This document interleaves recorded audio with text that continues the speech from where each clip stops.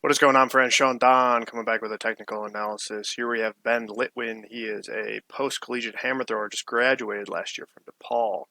So stoked to be helping him out. Post-collegiate hammer throwing is quite a tough journey to go about on your own. So more than happy to help Ben out. So Ben, thank you for reaching out.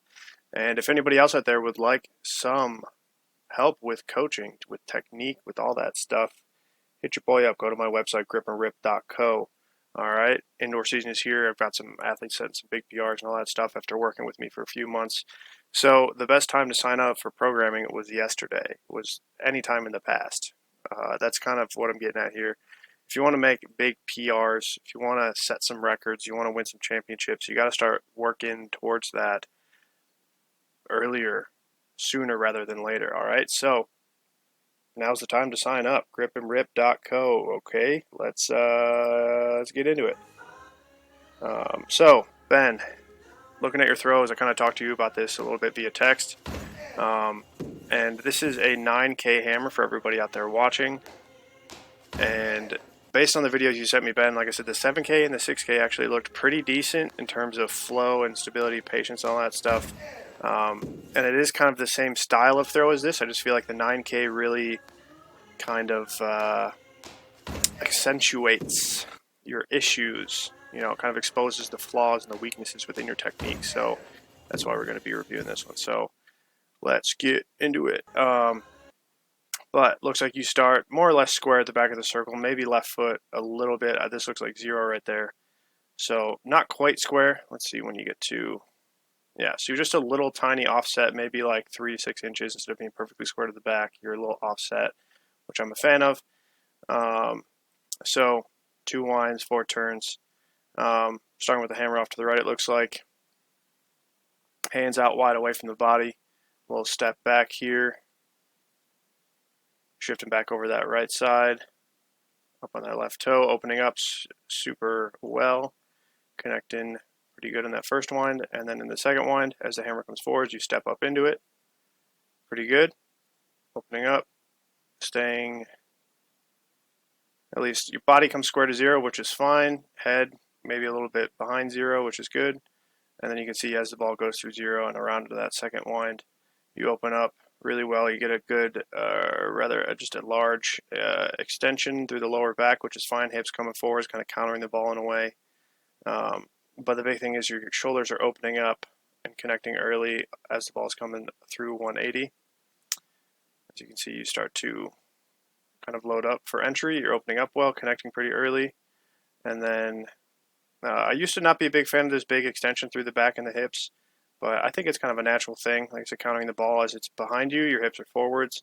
And then as the ball comes forward, your hips are back kind of naturally against it, kind of countering the forces from the hammer. So as you go through the second wind, you can see you're setting up a good left side. All right. So good to flow, good counter there.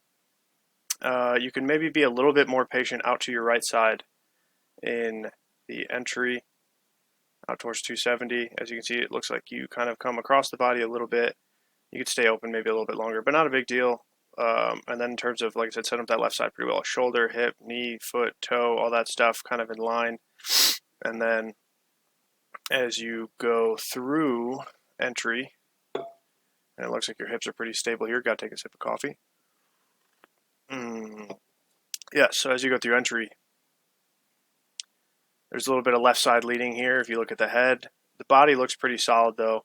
One thing I would probably say is try to keep your head at 0, maybe a little bit before 0, like 30, 45 degrees before 0, kind of like out in front of this right foot, kind of where this right toe is pointing. Just to kind of hold that head and then chill out the body a little bit. And you'll see why I'll say that later on. But through entry, pretty stable here. As the ball goes through 0, stable on the left side, right side. You can see there's a little shift back here in the hips and just kind of the body in general, but not a bad thing just yet. And the entry doesn't matter so much. It really depends what you do with it afterwards. So pretty good through there. Right side could be turning with the hammer a little bit more. As you can see, that left side's turning, opening up. This right leg's kind of back at 0. So you could think about kind of turning that right leg kind of as the ball passes that right leg, you just want to think about that right knee, right foot, right leg, right hip in general turning with it as the ball goes around the left. All right, as you can see, it's just a little bit behind. And then around the left. This isn't the best camera angle, unfortunately, because you can't see how far the ball gets out to the left. It gets cut off by the screen, but it's all right. And then you can see you kind of have like kind of this long, almost pulling style kind of hanging throw is what I would call it, where you can see you're letting the ball go nice and long around the left. And you start to see you kind of drop that head, tilt it to the left, and then kind of you're hanging on the ball to an extent. As you can see, big tilt in the shoulders here. This is usually the opposite of what I see from a lot of people, where usually this left side is up and the right side is down, and then the hip, it doesn't really match up with the level of the hips, where you're kind of a little bit more dramatic, where left shoulder's down, right shoulder's up, and then hips are more level. So you're kind of the opposite of what I normally see, which is totally fine. It's just a matter of what you do with it, as always. So you go to catch, and hips are a little bit back away from the hammer. You could be over, like I guess hips a little bit more underneath you here, hips a little bit more forwards, and then maybe get this right knee out over that right toe a little bit more, get more of a shin angle in this right leg. As you can see, it's pretty vertical, but it's not so bad just yet. Not a huge deal. As you go through this double support, that left heel grounds pretty early, which is good. Looks like you got some decent mobility in the lower body. You stabilize there, left shoulder, left side stable. And as the ball goes through, you can start to see that left side kind of take over a little bit once again. See that left foot, left side opening up ahead of the hammer just a little bit, guiding it around the left where this right side's a little bit back behind it. You kind of pull back and shorten the orbit a little bit around the left. And then you start to see this right leg finally kind of going with it a little bit more. But the big thing that I see is, like I said, that left side kind of leading and pulling towards the end of double support. Like I said, I like the idea of hanging on the hammer, but we also don't want to continually pull through the throw. You need to let the ball get a little bit more ahead, especially towards the end of double support. So pretty good through here. Like this is pretty solid, but then you can see this left side's just a little bit overactive right from there. All right, so you're just kind of leading the ball kind of the whole throw, kind of pulling it through.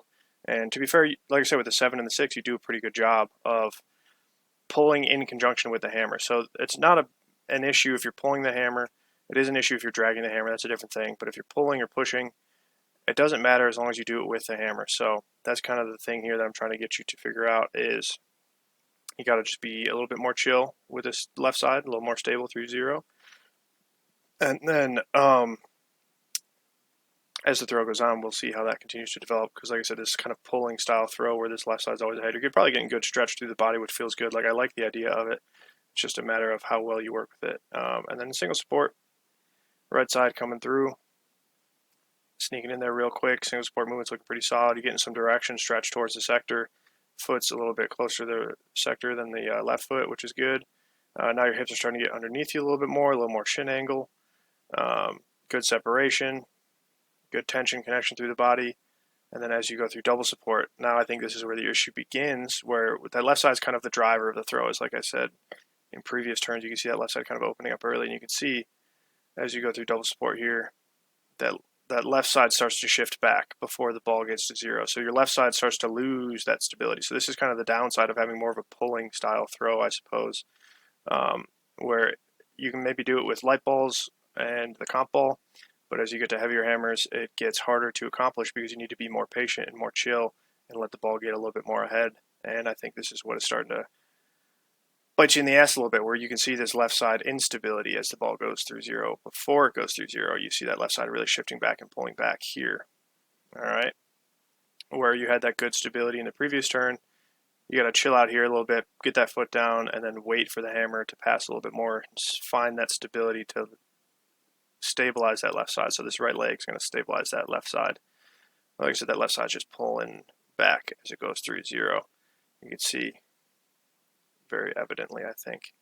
And then you can see you start to get a little bit more of this backward lean, which isn't a bad thing once again, but it's all a matter of what is the ball doing before that and what is the ball doing after that. So you're kind of shortening the orbit around the left here. You're getting your hips up into it pretty well. You can see the left side still creeping a little early ahead of the ball. Right side's a little bit behind. And you see you just get this very off balance sort of throw here because that left side's going too early in that previous turn. You catch, and you're still before 270, which is good because you are nice and long through the arms. And you still find some direction in the sector, but that direction's starting to go down the left sector line instead of towards 180 or towards the right sector, somewhere in this area. Hips are more underneath you here, which is good. And then with the issue of the previous turn with that left side going early, it's probably going to be the same thing here. And yeah, so you see like you're pretty stable with that left side up until about 45 before 0, and then from there, you're just pulling that left side back too early. And then so the left side's just a little overactive. This right side needs to get more involved. You need to use this right leg after the catch to stabilize that left side. So right leg pushes backwards in this position, kind of laterally in this position, and stabilize that left side to hold your body position a little bit more for the ball to pass around a stable kind of left side axis through 0. So pulling back, and then you can really start to see that left side leading in the shoulder and the leg. Very back heavy right over the right side. Hips get up into it, but yeah, then you can start to see it looks like you're really kind of working back towards this left sector line. The orbits get shorter on the left, as you can see now the ball's finally in frame when it probably started outside of the frame a good bit. So you're shortening that orbit around the left because you're not stable and patient in double support. And then your hips getting up into it, which is the right idea. It's just in the wrong direction because of what's going on earlier in the throw. But you catch just before 270, hips are more underneath you now. This is better. But then with this, with the heavy ball, like I said, it's really exposing you. If you catch like this is, it's not late, you know, like there's some people who catch totally late ball after 270, but catching at 270, going into the later turns with a heavier hammer, there's not going to be much tension in the body, so the natural reaction is going to be pulling that left side to finish the throw. So then as you go to finish, once again, it's kind of like just in the same as the previous turns. This left side kind of pulls before the ball gets to 0, rotates open before the ball gets to 0. You see you're trying to extend up through the legs. You're a bigger guy, kind of stronger, so you can kind of handle a little bit, but you can see as you really throwing your head back and all that stuff. And then you go to finish. This looks like it maybe would have been center, maybe just slightly left of center. You did have some of the other 9K throws where it was more dramatic and you were throwing down that left sector line, and it was a little bit more dramatic in the stuff that I'm talking about in this video. So this is a better example of kind of what goes wrong, I suppose, in your throw. And like I said, with a 7K, with a 6K, you can bully it a little bit more. It's easier to find stability because it's lighter. So that's, like I said, that's why it makes sense why I used this 9K video for your analysis. So just to run it through one more time, like I said, entry's pretty good. Could be a little more stable, could get this right side a little bit more involved. And then just try to chill out the head and this left shoulder in single support. Like I said, you kind of throw that head to the left and kind of hang on it. If you tried to chill that out just a little bit, I think things would be a lot easier for you. And then once you catch, like I said, using that right side to stabilize that left a little bit more. Through the first turn, it's all right, but it does get a little heavy on the right starting in this turn. And then in the next turn, it's kind of more of the same. Well, this is where it kind of all really starts. So yeah, keep the ball long around the left, feel it stretch towards the right sector instead of pulling back on it. And that'll clear up a lot of issues. So yeah, just got to be a little bit more patient, a little bit more stable. And then that should clear up a lot of things. So Ben, yeah, hopefully this helps. We're going to have plenty more conversations about this in the future via text and all that stuff. Since we're going to be working together with online coaching. So stoked for that. Yeah. If anybody else out there wants some online coaching or in-depth technical analysis, then go to my website, gripandrip.co. All right. Thank you for watching. Until next time, Sean Dodd signing off. See ya.